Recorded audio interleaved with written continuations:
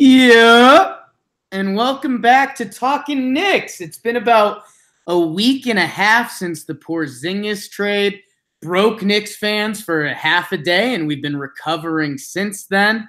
On the court, it's been losses. I think 5 more losses since we last talked to you guys. I think we're done looking at wins and losses. I think we want to talk about some of the young players. We're going to talk about 10 years later, 10 days later, our reaction to the Porzingis trade. We were last with you. It was kind of a reactionary podcast, kind of where we're at now. What have we learned about the trade? What have we learned about some of these new bodies that have come over? And we're going to try to have fun with it. The Knicks have only broken 100 points in one of their last 9 games in an NBA where scoring is trending up heavily. I am joined by Tom Piccolo, who's gaining some fame on Twitter lately as a good Knicks analyst. I'm Jake Storielli, and let's talk Knicks.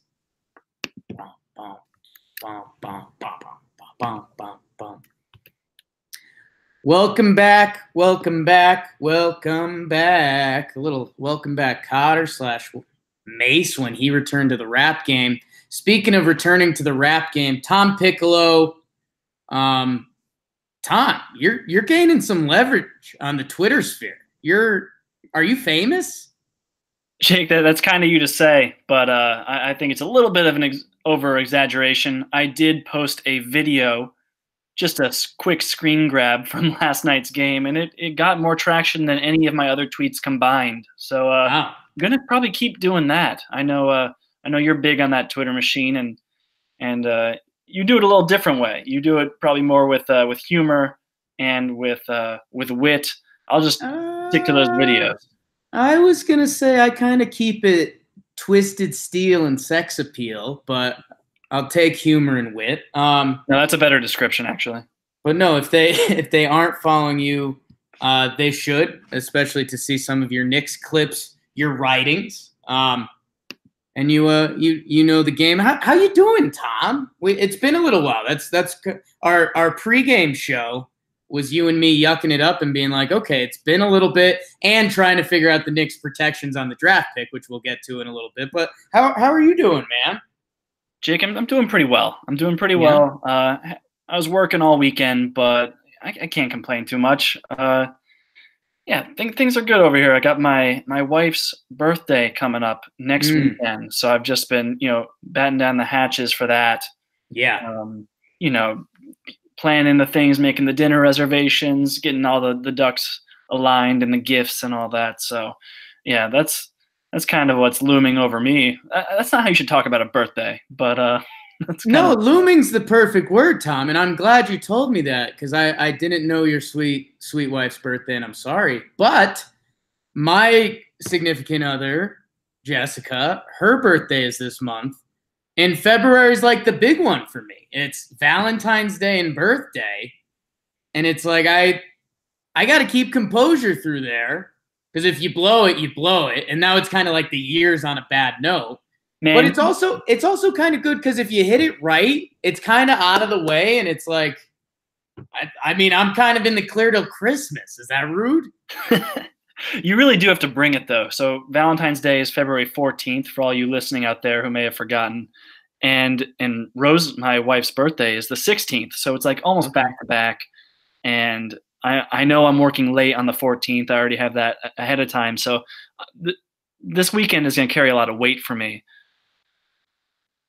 Yeah, and I mean, could be the Knicks' next potential win at Atlanta on Valentine's Day. What a real treat that would be for our significant others. Well, good luck to you, Tom. T's and P's, knock it out of the park. I guess, Tom, let's go back. Let's go. It's Thursday, January 31st, we get together, we all have a beer in hand, and we talk about the Porzingis trade, and it was shocking. I mean, I was on my way up to the mountains to meet up with some of my Dallas, Oklahoma City friends that were in town for a ski trip, and they were giving me all sorts of hell, like they should have, like any good friends do that are fans of another sports team. But Porzingis was gone. We talked about it on the podcast. I think you and I gave the most optimistic grades. Am I misremembering that? I think I gave a B minus, or did you give a mean grade? No, I didn't give too mean of a grade. I think I may have given a C minus. Okay. And the Poon brothers were like, "That's really bad." Yeah. Because they were such good students. But I was like, "No, that's actually okay. Like, that's fine." C minus has got me here, folks. And I think it's been a little bit. If you trade away a guy that, I mean, let's be honest about it. When we first saw the 7-3 Kristaps Porzingis come to New York and he was real, I mean, you just start going through the notions like, okay, this guy is going to bring the Knicks back. We're going to see that number 6 hanging in the rafters one of these days. This guy is larger than life, literally, and figuratively to a degree. Flash forward through everything that happens. He's out of town. I guess, Tom, what's for you? What's changed between now and then mentally for you, or any other realizations that have come to you since the trade? Well, there were just so many emotions on that last podcast. It was kind of hard to think clearly, and the dust has settled a bit since then. And I think what the most amazing thing has been is just how quickly the narrative flipped. I know that the Knicks were kind of leaking that, or just in their statements, they were saying flat out that Porzingis had demanded a trade, or he had threatened to go back to Europe for medical evaluations. And so the large part of the Knicks fan base completely turned on him. There was a lot of that snake talk, like, like he'd done something wrong. And then there was kind of the Porzingis's counter to that on social media saying, like, don't believe everything you read. So, I don't really get caught up in all that. Like, I care more about the basketball side of things. I'm not really so much into the drama, but it's just amazing how quickly the narrative flipped between, like, we're losing our beloved Porzingis to, that guy was kind of overrated. He always started the season strong, but he'd fade away or he's injury prone. And yes, I mean, people ended up saying, like, really commending the Knicks front office on this deal, getting those 2 first picks and Dennis Smith Jr., who we'll talk about both those things very soon. But I guess the way I feel about it is, like, it's a bummer that we won't get to see the Porzingis that, like, we watched grow in this league and who we drafted, and he was kind of like a homegrown to an extent. It's a bummer we won't see him next to these star free agents who reportedly really are coming to New York. Like, there's a lot of buzz about that. Right. And it doesn't seem like it's fake anymore. It's gotten very real over the last few weeks. And so, yeah, even if we do, people are like, oh, we opened up 2 max slots. It's like, yeah, but one of those could have been Porzingis. He's a very valuable player. But yeah, we'll see. It all just matters how things shake out in free agency at this point. But it was a very eventful week, Jake. I'm curious, how are you feeling at this point?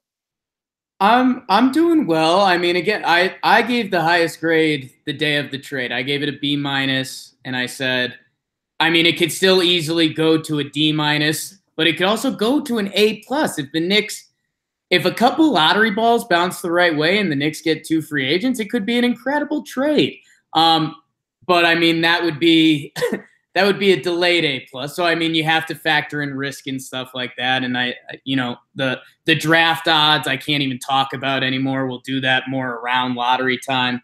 I don't know, Tom. I think it is funny, and I'm coming up with this. I don't know how I want to label it yet. I think I want to call it the 20% theory right now, which, this, two guys, one guy who's kind of my idol and one guy who I respect the hell out of are Ryan Russillo and Bill Simmons, excuse me. Like Ben Simmons too. But as I sit here in my sleeveless shirt, Russillo's a guy's guy. I like the way he talks about sports. Simmons is a mogul. He's grown an empire. They're both these Boston guys in their hearts, though. And I think they've gotten to the level of comfort especially Simmons, mostly Simmons, that I think there's a 20% gap in sports that I think, like the Tobias Harris trade, like Bill Simmons came out and was like, well, I think it's kind of a desperate move for Philadelphia. Why do they need to do this? Why are they putting themselves with this much risk? Where I think if Bill Simmons was a Philadelphia fan, he'd be sitting there saying, like, oh, I love that Philly's going for it. Tobias Harris is the perfect fit. We have the best starting five in the league right now, or in the East, I should say. And I just think we saw that 20% gap with Kristaps Porzingis. We went from, he's going to get stronger. He keeps getting better. He's the future of the NBA. To now Knicks fans went to that other 20% where they're like, well, he isn't injury prone. He's been kind of a drama queen. He doesn't want to be here. We'll move on from him. And I think it's funny, A, but B, I don't know, where you have to, as a fan, you skew your mind that way. You can't stay even on it. So I think it's going to be really interesting to watch how things play out in Dallas, especially with these draft picks. That could have been the perfect segue, but I blew it and just said that anyways. But it's going to be so interesting to see how Dallas does it, because those guys cleared a bunch of cap space. I mean, you want to talk about egg on our face, Tom. What if Doncic, you get a healthy zinger, Doncic is a stud, and they could sign a couple guys this free agency after the Harrison Barnes trade? I mean, there's still a big way that this can make the Knicks look terrible. It could also, hey, if the Knicks get a top 2 pick and sign a couple guys, I mean, this was a genius move. So I think you have to kind of have that open scope and lens.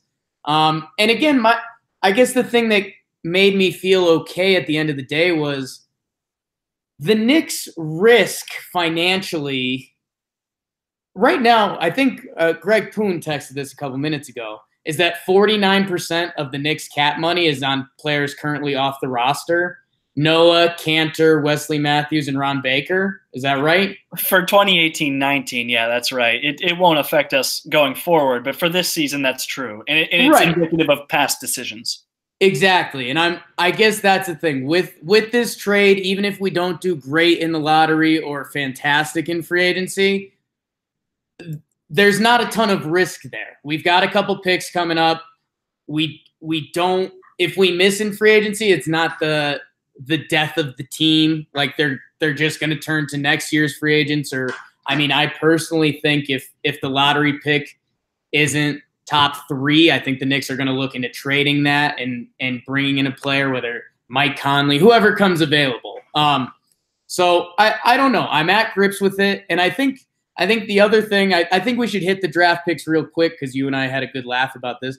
But it's getting back to these Knicks players a little bit, and especially Dennis Smith Jr. became a throw-in in this trade, a guy that was a beloved Rookie of the Year type a year ago, and now we've gotten to see him play a little bit. But before we get into Dennis Smith Jr. and some more of the baby Knicks and how this all works, let's do the draft pick thing now, because you and I we had some good laughs over this, and I'm just going to give it to you, Tom.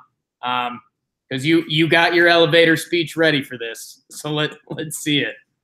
I don't know if it's an elevator, like an escalator, just like a flight of stairs. But yes, I don't know that we had. I remember Kenny kind of hashing out what those picks were, but I don't think we knew all the protections at the time when we said it a week and a half ago. So just so people know, so much of the way this trade shakes out is going to depend on how these draft picks convey. So I'm gonna say convey a lot in the next few sentences. Yes, it's going to be a conveyor belt. That was part of my. Ooh, yeah. Now we got it.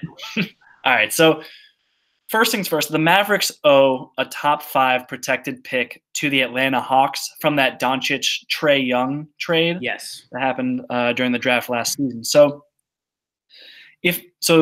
basically, if that pick goes to Atlanta this upcoming draft in 2019, then the Knicks' first rounder from Dallas will convey 2 seasons after that in 2021. So that's the soonest possible first-round pick that the Knicks will get from Dallas is in 2021, and that's right. Unprotected.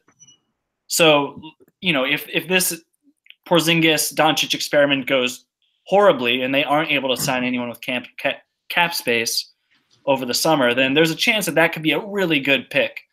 Would you say? Sorry for cutting you off, Tom. Would you say that's the most valuable piece we got back in this trade?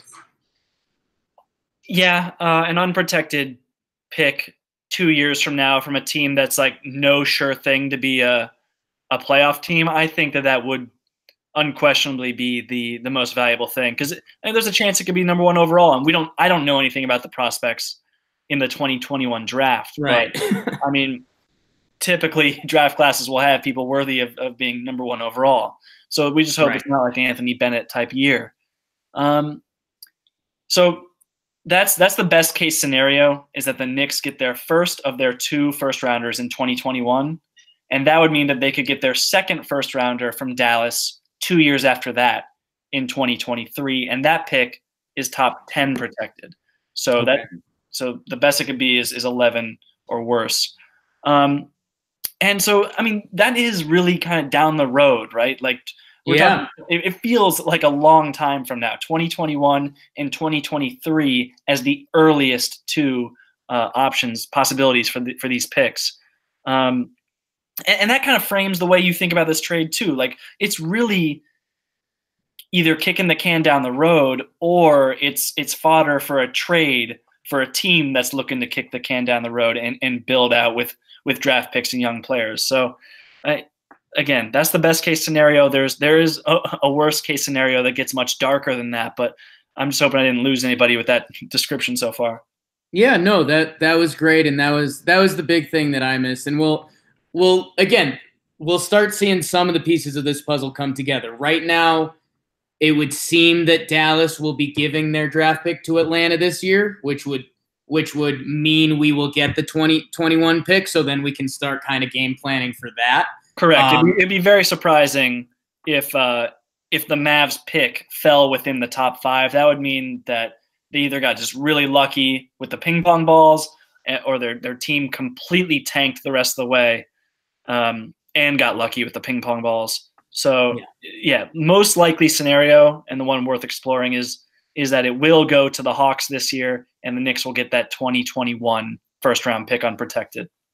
And again, that's like you were alluding to. That's where things could get really interesting. If Zinger was to opt out and he was totally out on it, and then who knows? Does Doncic hit a point of talent and nobody else has come to Dallas that he wants to get out of town? Or I'm not going to wish injury on a guy, but you never know what's going to happen. And that's the value of an unprotected first round draft pick. So that's the big thing to watch out there. And then, the other thing to watch out for, the Knicks aren't normally on the side of a trade like this. The thing that, when we were originally talking about this, and I know some Anthony Davis rumors, yada, yada, yada, I started digging through the old Carmelo Anthony trade, and you start seeing names.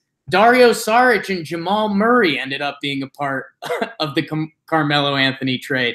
So this trade is going to play out over the years. It'll be interesting to see. Right now, we'll know a lot more when ping pong balls start hitting, and when we get to free agency to fully analyze it. And it really is. The free agency stuff is no joke. Las Vegas has the Knicks as the favorite to get Durant. Which, again, normally I wouldn't read too much into that stuff, but Vegas is dealing with actual human money, and they're a business. So I don't know. I don't know if you want to touch that at all, Tommy. I mean, look, I've been more skeptical than anybody about the Knicks' chances of getting these high-profile free agents. I haven't thought that they've built this winning culture. They haven't shown enough. Their young players haven't really been pieces that look like they can affect winning. But I mean, with all this chatter and all the noise you hear, I read that Ethan Sherwood-Strauss piece for The Athletic, who writes for the Golden State Warriors. There just seems to be so much noise about Durant actually being set on coming to New York. Yeah, and it's so hard to believe that he would do that on his own. It's just leaving a perfect basketball situation and then just going on your own with a bunch of very young players who, we're watching them this year, what they're doing. It's not like a preferential destination for someone in their prime. So you have to think that if Durant really is planning to make this move, that he's been talking to other guys around the league with a Kyrie, or I don't really know who else he's been talking to, but there has to be some other top tier free agents who are willing to sign with the Knicks. Otherwise, Durant by himself just doesn't make a ton of sense. Yeah, and that's where I'm kind of fully on hold until I see the Knicks ping pong balls drop, because I think if they were to get the 1 pick, I've got this weird feeling in my gut that they really push to move Zion for Anthony Davis, which I don't think is problematic. It'd be sweet. You get Anthony Davis, and then that's so much more appealing to free agents.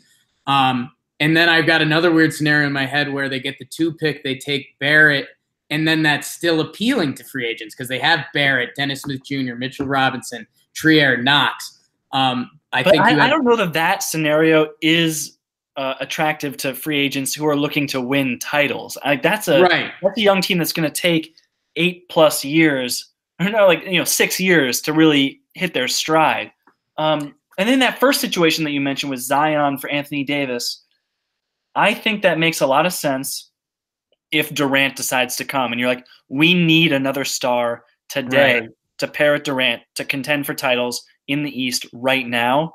But if the Knicks strike out in free agency, then I don't think that I said this on Twitter, it doesn't make sense to be the team that trades Zion Williamson, like one of the best prospects in the last couple decades, for Anthony Davis just to become the New Orleans or the New York Pelicans. It's not like he's been leading that team, and he's had some good pieces around him. Drew Holiday, Julius Randle, Nikola Mirotic. They've been very thin, sure, but they've definitely had some talent, certainly more talent than the Knicks have on this roster. So it wouldn't make sense to me to trade Zion away for AD if that's all you're getting. You would only make that trade in response to some free agent signings and like a win now sort of mindset. Yeah, and it's going to be interesting. I can't tell, because at the same time, it would be if they get a Zion or a Barrett or even Morant. I mean, you have to start wondering about the point guards a lot there.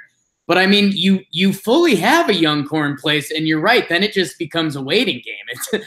Can the Knicks actually wait 2-3 years for this to become like a fun, good team in the East? I don't know. I just feel like ownership, the GMs, the vibe in New York right now, I think they're going to go gas pedal to the floor and try to make a move. But I don't know. I think we're getting deeper into the speculation than we wanted to, and so much of it has to play out that I mean we could do this all day and it'd be a lot of fun, and I bet one day we will do this all day, especially around that July 1st time period. Man, Zion in the Garden would just be something else. Like, people would come from around the world to watch that. So yeah. It'd be tough for me to trade that away. To be the team that trades Zion Williamson feels like bad juju or something. I don't want to be that team. You're absolutely right, and that's the thing where it comes in where you these are young guys, Tom, but hey, Dennis Smith Jr., RJ Barrett / Zion with, KD, Kyrie, Jimmy Butler, and then you start sprinkling in the other young guys, Trier, Mitchell Robinson. I mean, it's a team. You're right. It doesn't seem the most appealing to a Durant or someone like that, but I don't know. It's going to be the fun drama that the NBA has around every corner. I mean, the All-Star draft had me cracking up. I don't know. Did you watch that at all, Tom? I just saw some clips of Giannis cracking on LeBron. Oh, yeah. Giannis is flying up my favorite player books. He had jokes. He had a couple jokes. He was playing it smooth around Shaq and Bron, which I appreciate that. And then LeBron just picking all the upcoming free agents was the best legal tampering you'll ever see in this life. But let's bring it back to these baby Knicks, and maybe we start with Dennis Smith Jr., Tom, because like we said, and I think Kenny phrased it pretty well, was saying that, I mean, we essentially got 3 first-round picks. One of them had already been selected for us in Dennis Smith Jr., but we essentially got 3 firsts for Porzingis, which, I don't know, you start looking at value and everything, okay, it starts becoming a little better. We've seen Dennis Smith Jr. now for 4 games. We've got 32 minutes a night, shooting 40% from the field, 24% from 3. Hello. 19 points per game, 6.5 assists, 3.5 rebounds, 2.5 turnovers, 3 turnovers, depending on how you look at it. What have you seen from Dennis Smith Jr., Tom? It's again, so that 20% rule that I mentioned, that I'm making up a new fake thesis statement about. Think about where Knicks fans were with Dennis Smith Jr. We took Frank before him, and we were banking on Frank's defense and growing into his own eventually, saying that, oh, Dennis Smith Jr. is this, low percentage shooter. He's got an injury history of his own. Now the Knicks 20% has shifted and said, wow, this guy's got really good energy. He's aggressive. We like what we're seeing from him. Where are you at on Dennis Smith Jr.? Yeah, it's so funny, Jake, because every time this matchup occurred between Frank and DSJ, everyone would just hate so hard on Dennis Smith Jr. Like, he's Stephon Marbury, he's Steve Francis 2.0, like he's nobody. And then he becomes a Knick, and like your mindset has to shift. Just to keep your sanity as a Knicks fan, you have to completely change the way you think about this player. But I will say that, like, I like Dennis Smith Jr. coming into the draft. I mentioned that in last week's pod. So far, it's been kind of what I expected. Like, it's a tiny sample size. So to look at the shooting percentages, they're really worrisome. Right. I mean, you mentioned that it's about 24% on 5 threes a game. That's a lot of attempts for so little production. And then his free throws, he's shooting 58% from the free throw line. He's getting to the line a lot. And he had that one game where he was like 11 of 19 from the free throw line, which, again, like, great that you can get to the line that much. We love that. You have to make them. Like, that's right. But it's a lot of kind of what I expected from a 21-year-old point guard with this kind of athleticism. Like, he can beat his man very frequently. He can get into the lane. He can set up his teammates. But, at the same time, his shot selection's a little iffy. He makes some poor decisions at times. Defensively, it's super boom or bust. Like, he goes for steals, no doubt. He had that one steal that was really nice where he intercepted a pass, brought it down the length of the floor, and threw that alley-oop off the backboard in traffic to DeAndre Jordan. It was one of the best Knicks highlights of the season. But then in the fourth quarter, he actually went for a steal again, and it led to just I'm talking about the most recent game here against that was against the Raptors, the Toronto Raptors, where it was actually like crunch time. And Dennis Smith Jr. just gambled and ended up costing them a bucket in a big moment. And he gets lost a lot off ball too. So defensively, I think he's actually been pretty bad. But offensively, you can see some like Moutier comparisons where it's like, yeah, he has some major flaws, but at the same time, he's so aggressive and he's big and fast, and he's able to just kind of create some chaos. And there's value to that. Yeah, and again, I think I want to start with like the opposite of Frank. Like, this guy's aggressive. He's, you kind of mentioned on defense. He's I guess going all out at times, but not necessarily in the best way. He's getting his shots up. He's getting his shots up. 18 field goals attempted per game since joining the Knicks. And yeah, again, I was kind of doing the 20% slide myself just as a Knicks fan, because again, we almost wanted to ignore what Dennis Smith Jr. was doing in hopes that Frank would slowly evolve to become a much more valuable basketball player. And I thought it was interesting because his per 36 numbers this year, while he was still in Dallas, there were some good things. He was actually taking 4 less shots from his rookie year. and his field goal percentage had gone up about 45%, which was pretty impressive. His 3-point percentage, he was taking one less three per game, but he was making them at a 30% higher clip. So I was like, okay, if I'd been watching Dennis Smith Jr. and what I'd been looking for from the previous year to this year was him being more efficient as a player, and he was doing that in Dallas. I think that's kind of what I'm watching on the Knicks, because he's back to getting all these shots up and having the ball in his hand a lot. And what is it going to translate to? Is it his rookie year Dallas inefficient? But end of the day, the stats kind of look nice from the outside. His rookie year, if you went by traditional stuff, he averages 15 and 5 and 4 as a rookie. You're like, all right, yeah, that's a really good rookie year for a 20-year-old. And then you'd say, okay, well, he comes back his second year, he's averaging, 13, 4.5. It would seem like he's taking a step back, where with the addition of Doncic, he was playing kind of off the ball a little more. He was being more efficient. I think that's what they wanted from him. So I like that. It'll be interesting to see with these Knicks. I mean, is he going to be able to find a middle area? And then again, I mean, how fair is it? The crew he's going to be running with is going to be a tough scene at times. I don't know. You have to appreciate the energy, the talent. At the end of the day, I do love the free throw attempts. Like you said, you got to start making them. I mean, what are we judging Dennis Smith Jr. on from here on out to the rest of the year? It's going to mostly be his ability to make plays for his teammates, I think. Because I think we know he can get to the basket. I don't know as much about his ability to finish. I mean, he can dunk on just about anybody. He's very impressive when he gets that chance. But I don't know that he has so much touch on his layups or his floaters. He's certainly not as comfortable as Kevin Knox is with his floater. Oh, my God. It's crazy what Kevin Knox does with that floater.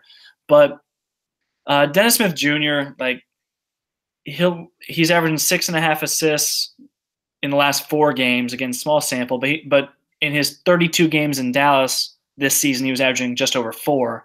So we've already seen an uptick there, and I expect that to continue. I'm really curious to see how he meshes with Frank, too. I think that when Frank comes back from his injury, that's going to be one of the most interesting things. Is just, I'm sure Frank will be the one off ball because that's kind of been his role. He's the more passive one of the two. But he also can guard the other team's better perimeter player. I think they do complement each other pretty well. Frank is definitely more of a catch-and-shoot three-point shooter than a pull-up jump shooter. And Frank can be a really, really good secondary playmaker too. So I guess I said, to answer your question initially, it was setting up his teammates, but I think the ultimate answer is how he and Frank mesh together in the backcourt. Yeah, I think it's going to be funny. I think the best case scenario is that 2 years from now, you're writing almost a buddy cop piece about Frank and Dennis Smith Jr., how they were going to be these guys compared and contrasted, and almost every time they play, it'd become this head-to-head matchup. Oh, the Knicks took Frank instead of Dennis Smith Jr. These guys are going to match up tonight. Instead, I mean, we're kind of hoping it turns into this buddy cop where Dennis Smith Jr. and Frank are guys. Frank, you play the defense. Dennis Smith Jr., go out there, be electric. I guess maybe that's just the weird fantasy world I live in too. But no, I'm picturing buddy cop stuff a lot here. So okay, yeah, okay. It's not just I saw a look on your face. I don't know if it was fear, shock, or enjoyment. Which those are the 3 emotions I'm trying to get out of people.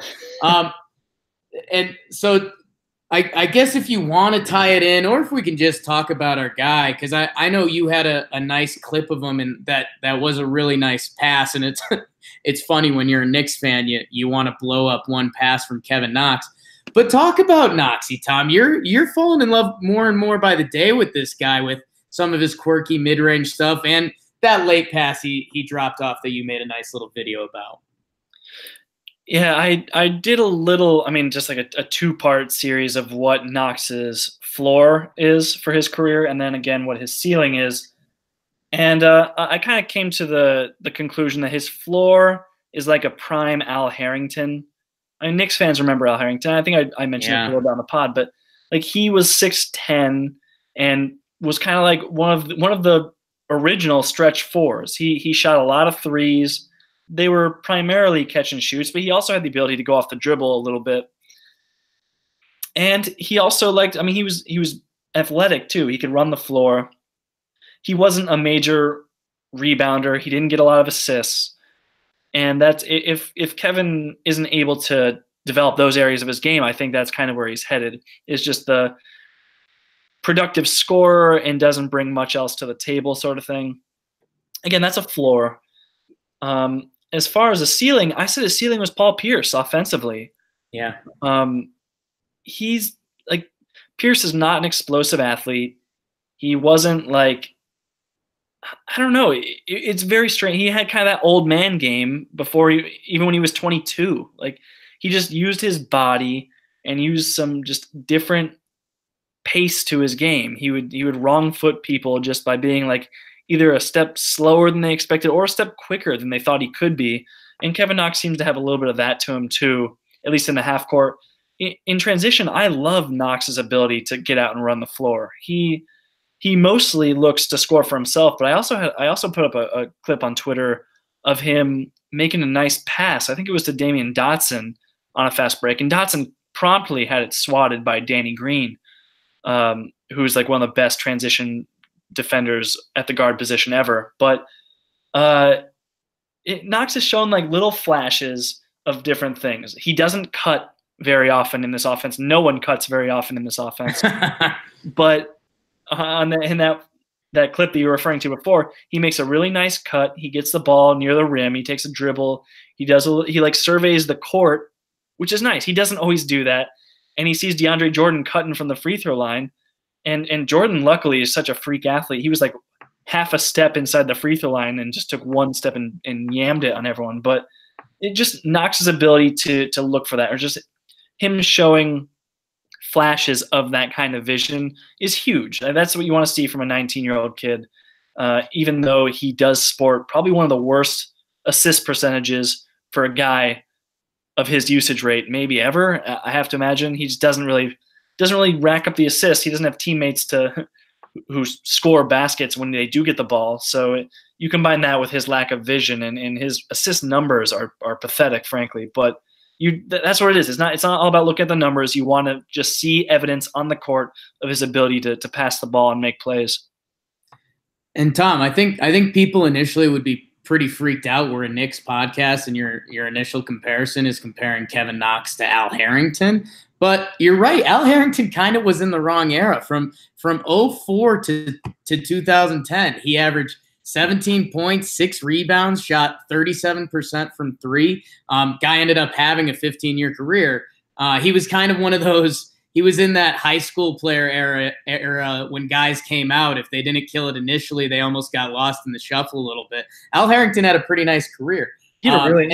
Saying that's his floor. Actually, I think I ended up saying it was his optimistic floor, because people forget how good he was. He was I don't know that he was on that many winning teams, which I think also factored into the prediction a little bit. But even so, like those numbers, they speak for themselves. He was a good player, and there was a reason he was in the league for so long. Yeah, so I think that is a really fun baseline comparison. Again, Kevin Knox, folks, 19. And yeah, when the high end is some of the Hall of Famers you mentioned, there's still a lot going on. Some of the 2-point field goal percentage stuff still bugs me out sometimes. There's a couple ugly ones, but again, that's when you have to revert to his youth. Since the trade, he's been averaging, 15-4, 34% from three, 34% from the field. Hello, operator. Hasn't missed a free throw. So, hey, so I think, Kevin Knox is still on the path. It's been interesting to watch. We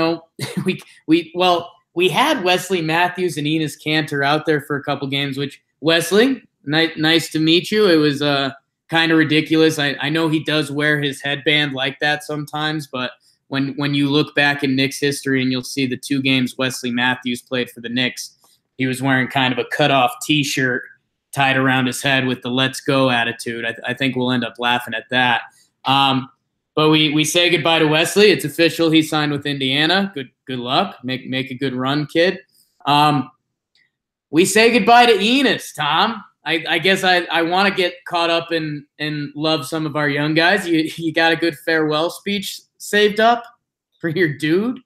Nothing like that elevator pitch for the draft picks. No, man, I don't have a ton to say here. Like, he'd really worn out his welcome with Knicks fans by the end of that, just with all the complaining and just the complete lack of self-awareness and understanding of where the team was in rebuilding, and frankly, just not realizing that even if he were to play, he wouldn't have helped the team win anyway. It's just that, coupled with MSG Knicks fans often chanting for him to get in the game, was not a good look. And I think it kind of emboldened him. So he thought, oh, these Knicks fans really do want to see me play because I'm a good player. And it gave him the wrong impression.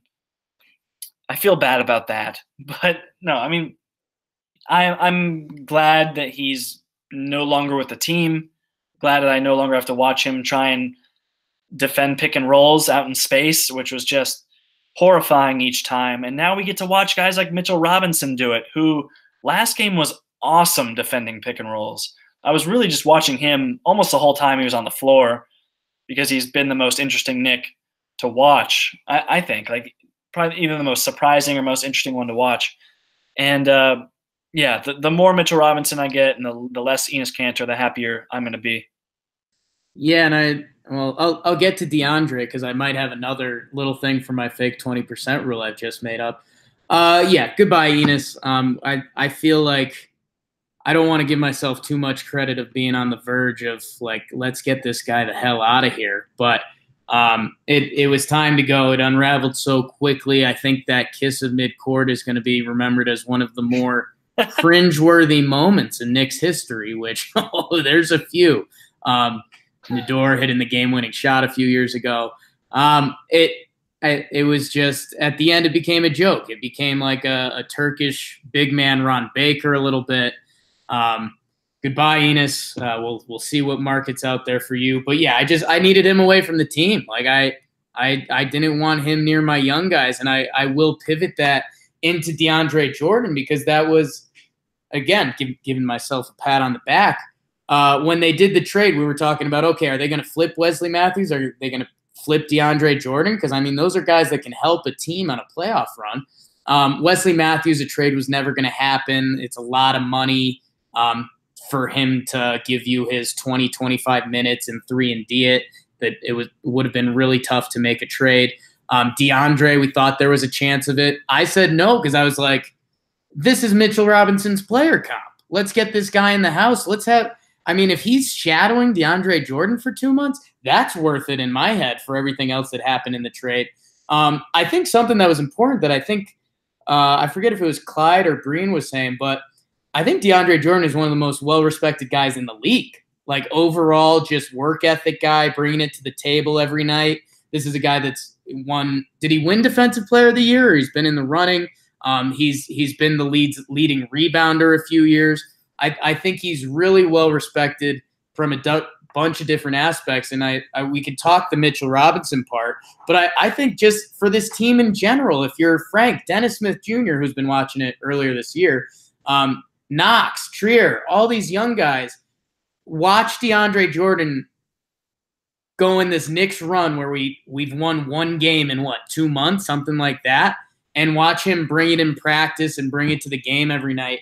I love that. I think we'd be giving this Knicks front office, if we believed in them, that 20% more, where we'd be like, wow, DeAndre Jordan, that was actually a really good get for these young baby Knicks. Yeah, I like DeAndre Jordan's game in a lot of ways. I like the way he rim runs, I like the way he rebounds. He doesn't really expect post-ups. I know he caught some criticism in Dallas. He was doing some rebound stealing things to kind of pad his stats, and there was that clip that went viral of him kind of like elbowing Doncic out of the way so he could get the rebound, and there was some weird stuff going on in Dallas. I don't know how much he was well liked there, but you're right that in general it always seems like DeAndre Jordan is considered a great teammate. For all those Team USA things, he was always everyone's best friend. I know Kevin Durant and Kyrie Irving were both very close with him. He just seems like a very friendly, likable person. Dallas time aside, I would imagine the Dallas fans don't have like all that high things to say about him. But I've liked what I've seen so far. He brings some great energy. This past game against Toronto, he had a couple of dunks and a really nice block, and was trying to just get the Knicks fans on their feet. So if he can bring that out of Mitchell Robinson, that kind of emotion and that kind of energy out of Mitchell Robinson, I think that's going to be a great thing. He's already talked about it with reporters. He said like the first priority is getting him Mitchell Robinson to shed that 19-year-old kind of quietness and to get him out of his shell a little bit. And let's stay there, Tom. You mentioned Mitchell Robinson's defense, and that's what we've been watching a lot of. And I think Clyde talked about it before he got hurt. He was really showing some flashes and kind of getting away from that foul proneness, and then he came back and he was doing a lot of the foul prone stuff again. What do you see from Mitchell Robinson in the pick and roll that seems exemplary or special or sticks out to you a little bit? Well, what's kind of impressed me is that he has better hands than I expected. I kind of thought of him as this guy who's going to drop a lot of passes, and the ball really needs to be right on the rim for him to be able to slam it. But he's had a few plays that he's converted where the ball's been kind of like closer to behind the backboard, and he'll catch him and convert at these weird angles and make these difficult catches in traffic that I would have never expected. So, I mean, we knew you'd be a great shot blocker, maybe not at this level, especially on the perimeter, how good he's been at blocking three-pointers and jump shots, which is pretty rare. But offensively, I thought he'd be too raw to contribute in any way. But he's been really good. Granted, the Knicks' offense hasn't been good with him on the court. They haven't been good with anybody on the court. Literally, their offense has been by far the worst in the league for the last, call it 4 games, call it maybe the last 10 games. They've been pathetic, but just Robinson's ability to finish alley-oops, it's made Trier a more willing passer, but he wasn't just getting him from Trier. He was getting him from everybody. Like Damian Dotson was throwing alley-oops, Dennis Smith Jr., Mario Hezonja was throwing them. Like everyone was getting involved because they all like throwing it to this pogo stick. It's pogo stick. It's incredible. It's almost like an offensive eraser, and it's kind of what DeAndre Jordan used to do for those Clipper teams with Chris Paul and Blake Griffin. Like, if you can make an aggressive move for the paint, and if you draw extra attention, if you gave a young DeAndre Jordan any clearance to take off, just put the ball up there. I don't know if it's a shot or a pass, but when you've got someone like that, it's normally the defensive eraser. It's almost the offensive eraser of a bad possession. If you catch yourself in the paint in some traffic, but if you've given that guy a little room to operate, throw the ball up there and go to work. So I think the DeAndre Jordan effect there has potentially huge dividends for a 20-year-old that's averaging 6, 4, and 2 in his rookie year after not even playing college basketball. And in these last 4 games, he's averaging 12 points, 8 rebounds, and about 2.5 blocks. So like that, I mean, he makes his free throws 82% the last 4 games. Granted, small sample size, I know, but I mean, he's shooting 76% from the field on these. They're all dunks, but he's shown a little bit of touch on very close to the basket. I haven't really watched him step out too much. I don't want to. Like it's way too early for that. But I mean, imagine what Robinson could do with a court that's even remotely spread out with shooters. It's not like the Knicks are running out knockdown 3-point shooters. We were just talking about Dennis Smith Jr. shooting 5 threes a game at 24%. Like that's kind of in line with what Wesley Matthews had those 2 games. He took 10 threes and made 2 of them. Like they didn't have shooters on the court next to Mitchell Robinson these last few games, and he's still been able to just.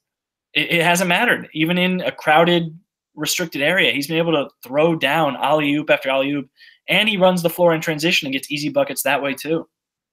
And I think with with Mitchell Robinson, I was gonna start off with, I mentioned DeAndre Jordan and the Clippers. Having a point guard that can get a big guy the rock like that is huge in what they can do out there. But a team as a whole that can pass is huge, and the Knicks don't do that right now. So I mean, again, what like you just mentioned, Mitchell Robinson putting up 12 and 8 the past few games. If the Knicks can get the ball movement, and heck, Dennis Smith Jr. over who we've been rolling out at point guard is a huge upgrade. I mean, those Mitchell Robinson numbers just seem like they're going to go up and up. Yeah, I mean, just with the eye test, it's felt like the offense has been less stagnant. It hasn't been more productive. It's been right. just pathetic getting the ball into the basket. But it has felt like there have been more possessions where the ball zips around and like finds different players, and there's more drive and kick. It's just maybe it's the losing Tim Hardaway Jr. effect or something, but we didn't even talk about losing him. But yeah, I mean, that's a lot of shots out the window and a lot of like isolation garbage shots. So Dennis Smith Jr. is doing his work to fill in those too, but I'm not going to get cynical yet. Yeah, it's been funny to watch Knicks Twitter bring out the full sickle of death on Tim Hardaway Jr. now that he's gone, but deservedly so a little bit. We won't do too much of that. See you later, Timmy. I guess where do I want to go with this, Tom? The name that's jumping out to me, which again is dancing away from the young guys a little bit, age 23, Noah Vonleh. This is a guy that we thought, like, we've seen him play this year. Noah Vonleh's been playing good basketball. We thought we were going to get a second-round pick for this guy.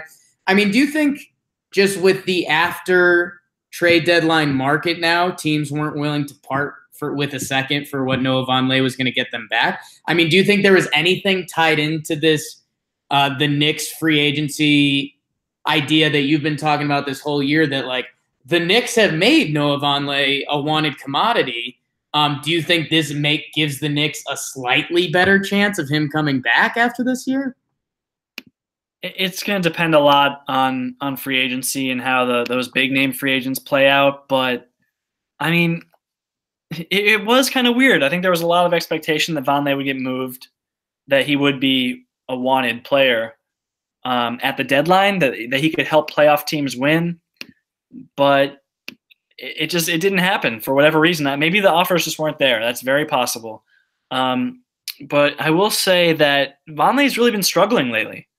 He got moved to the bench for that reason this past game against Toronto. Mario Hezonja started for him. Say what you will about Hezonja, but he's so confounding. I don't want to go off on a Hezonja tangent, but it's so strange watching him play, because he will do some things that I love, just make great passes. He really rewards cutters. He's like when you play with a dad in pickup basketball who just every time you cut, no matter what, if you cut, you're getting the ball. Like, right. I don't care if the defender read it the entire way. I'm rewarding you for this movement. And that's, first of all, that's what my dad does, no matter how open you are. I was just going to say, your dad put me in a lot of bad spots because I was just cutting to make people happy, and he'd throw me the rock, and I just ran into 3-6-6 guys. Don't give me the ball here. But he would. Sometimes you cut just to be like a diversion. Just to be social. Just to distract the defense. But no, my dad will feed you at a 100% rate. And that's kind of what Hezonja does too. He literally, like, if you cut, you're getting the ball, no matter if that's the right decision or it's not. But he'll also just make terrible decisions, just early shot clock long twos and terrible passes. It's frustrating. Anyway, it's that guy who's replaced Noah Vonleh in the starting lineup, and Vonleh's been struggling, man. I'm looking at his numbers from the last 15 games, so this is no small sample size. He's only taken 2.5 3-pointers per game, hitting 22% of them. He's hitting 2/3 of his free throws. He's not grabbing as many rebounds. Like, he's been struggling the last 15 games or so, and just averaging 8 points per game, 7 rebounds, which is okay. And I don't know. I don't know if like his recent struggles scared teams off from From like at the very beginning of the season, he was a plus minus darling. Like whenever he was on the court, the Knicks were doing well, and now he's towards the bottom of the team. Like he's not been leading to winning basketball. Again, no one has, but Right. But neither is Vonleh. It's worth noting. Yeah, I mean, and this could have been my 20% Knicks bias. Like, I was already slotting Noah Vonleh as the starting four for the Utah Jazz, but it didn't happen. I guess it's a storyline to see. I mean, how does he finish out the year? What's out there? Who are the Knicks bringing in general? Does Vonleh want to come back? I think that's a storyline. I mean, Tom, what do we need? Do we need to talk about Kadeem Allen? I mean, do you want Hazonia off the roster? What's next for this whole? I guess this is the Knicks team basically going forward. We think DeAndre's staying. If anything, maybe they let Hazonia go, but it seems like almost too much extra at this point. It's like okay having his body around. I mean, what's the consensus? It's going to be so much losing. Although I think we have Cleveland and Atlanta this week. So, and the boys seem thirsty to get one win. So I'd be surprised to see it fall. But what are we just looking for good basketball? Is that too obnoxious? Is that not good podcasting? We're not going to be seeing good basketball, or at least like we won't be seeing extended just like runs of good basketball. It will happen in pockets, in spurts, and that's what you're going to be looking to see. That's what you're tuning in for.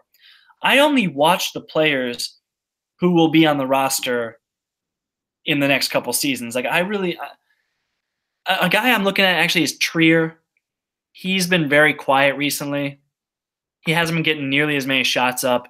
I'm looking at his last 8 games right now. He's averaging 7 points per game in 21 minutes. He's shooting 36% from the field.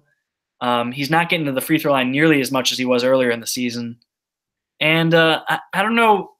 I don't really. Maybe it's like just a little rookie wall he's hitting. I'm not sure, but that's one guy who I know is going to be on the team next season. I mean, according to his contract, unless he's traded. So it's guys like that who I know are in it for more than just the rest of this year, who I'll be watching, and it's just little sparks of solid play, of guys developing skills that you haven't seen before. That's what struck me about that the last Knox pass that we discussed. Seeing guys do things that they aren't accustomed to doing. Like when I see Knox hit a three, a catch and shoot three, I'm numb to that. Like good. Like I expect him to do that. Right. I expect him to do it at like a 40% clip, to be honest, already. Whether that's fair or not, like that's on open catch and shoots, Knox has got to be hitting those at 40%. So I don't really care about that. Like I know that's going to come around. I want to see guys doing things that surprise me, and that's going to be playmaking, because no one on this team really does that. It's going to be like Kadeem Allen rebounding. Like I love watching that. He's grabbed more rebounds than Hardaway Jr. even attempted to. Like that's been impressive. So stuff like that. That's what I'm looking for. I like that, Tom. That's a really unique angle. Seeing because that's what I was gonna spin as almost a walk away, hope for the future thing. Like if everything goes right, if KD and Kyrie came to town, which everyone was dreaming about for 48 hours there. I mean, I start to talk myself into like, okay, so then Dennis Smith Jr. would turn into this kind of dynamic piece that would come in and try to do a lot of things at times. And, it could be good. Sometimes it's probably going to be bad. Trier, I mean, he's the guy I have circled in all of this. He could be a total wild card. I mean, could he be a kind of a important asset in finishing an Anthony Davis trade? Maybe. If we sign some free agents and he elevates his game, is that going to be an interesting dynamic? Yeah. I mean, can Frank already play defense? We think so. Does he become into a defensive role player? So I almost came in. I mean, same thing with Mitchell Robinson. I almost came in with the reverse mindset as you. Like I almost wanted to see these guys be good at what you're supposed to be good at, and that's kind of what I'm expecting. But I like what you're saying, kind of seeing who's going to show us growth in the next couple months of basketball to see what they develop into. I like that, but I guess I'm worried I'm not going to see a ton of it. Yeah, you're gonna have to watch closely, and that hurt. Like you need the not to bring back the bird box meme, but you need someone like forcing your eyes open, just pointing your face at the screen, watching the Knicks play. It's been rough. Yeah. I need Frank to come back too. I really need Frank to come back because just any signs of growth from him, they're gonna just really help with coping the rest of the season. Yeah, and I mean, you just hope they. I hate to say have fun with it because that's not supposed to be the mentality, but give me some fun mixes of Dennis Smith Jr., Damian Dotson, Trier, Frank. I mean, you could do some fun things with that backcourt. And you know what? Kadeem Allen's a guy fighting for his NBA life. Throw that guy against them in practice all day. All day. These guys that are lottery picks that, oh, Frank, we want to see you develop this. Let Kadeem Allen go at his throat and let's see what happens. Man. He's a bulldog. Yeah. He really he's been impressive the last few games. I've enjoyed watching him. Nickname on Basketball Reference, the Big Bruiser, Kadeem Allen. Hello, hey, how are you? So yeah, I guess it's and this is something I think you and I will openly admit, Tom, as we start wrapping it up, is that it's getting tough to watch. It's getting tough to watch. It's tough to get home Monday night from work and be like, you know what I want to watch? 2.5 hours of Knicks basketball. It's really difficult to sell that to the wife. It's I had to put in some time with just a garbage movie on Netflix the other day. What flick? It's called Julie and Julia. Oh no! It's Meryl Streep's Oscar-nominated role as Julia Child. That's a cooking thing, yeah. Yeah, you know it. And it was, I mean, garbage is rude. Like Meryl Streep is one of the greats of all time. Right. But like this movie, man, it was tough. But I knew in the back of my head, I was like, well, I'm gonna get to watch a Knicks game again. So it's putting in your work. Yeah. The Knicks fans, if you're find yourself in a similar situation, you gotta placate the significant others and put on these other shows every once in a while on the off nights. And it's the investment. It's the hey, is this a big game? Well, no, we're down 25 in the third, and we've won one of our last 20 games or so. So no, I mean, it's tough to say it's a big game. I was partway through Julie and Julia, and I was like, would I rather watch this than the Knicks? Maybe. That might be this week's poll question from Talkin Knicks. Julie and Julia versus watching the Knicks. We do at Cleveland, home versus 76ers, who I don't know if it's a little Boston hatred, but they've become my new favorite team to watch. I might be Sixers the rest of the year. At Atlanta, home versus Minnesota. It does feel like, and someone reached out to me and Talkin Knicks about betting the Toronto game because it was a big line. And it does feel like they've hit the end of this stretch where it's like they want to win something just so these guys remember what it is. We'll see at Cleveland if they roll out the full tank package. That talk about must-watch TV. So I don't know. If you're in Knicks Nation, hone in on some of the young guys. Don't get caught in the wins and losses. We saw some of our friends at Knicks Film School with that other gentleman get into what we should be reporting and not reporting. Like the wins and losses are out the window at this point. I think we need to make a focus on. I loved what you said, Tom. Seeing not a growth in Dennis Smith driving it to the tin because we know he can kind of do that to a degree. But show us some efficiency. Kevin Knox, show us some extra passes here and there. I really love that dynamic, Tom. Yeah, and it's all we've got the rest of the way out. And if you're asking for a prediction, I'm not going to sit here and predict a win like that. I don't have the audacity to. I'm looking at Basketball Reference right now, and the L's go all the way up the page. Like, I'm not going to sit here and say that I expect a Knicks win. And I'm also going to say it doesn't matter. That's what you said. Like the wins and losses are out the window. It's all about growth, development of skills, chemistry, culture, all of it. I want to watch more basketball. I want to watch more basketball. You know how many straight losses it is, Tom? I don't want to look. I don't want to do the math and count. I don't want to count L's. I'm not going to do it. It's It's 16. 16 straight losses. This has been Talking Knicks. It got dark at the end. It wasn't dark the whole podcast. It wasn't okay. dark. It will be okay. That was a sarcastic dark. Yeah, I don't run too high or low until the ping pong balls come out, I say, and free agency starts. Watch the young guys. Watch Mitchell Robinson if he can keep up a 12-8. A 12-8 and 2 from a rookie center for the final couple months that was a second-round pick. I mean, try to appreciate that.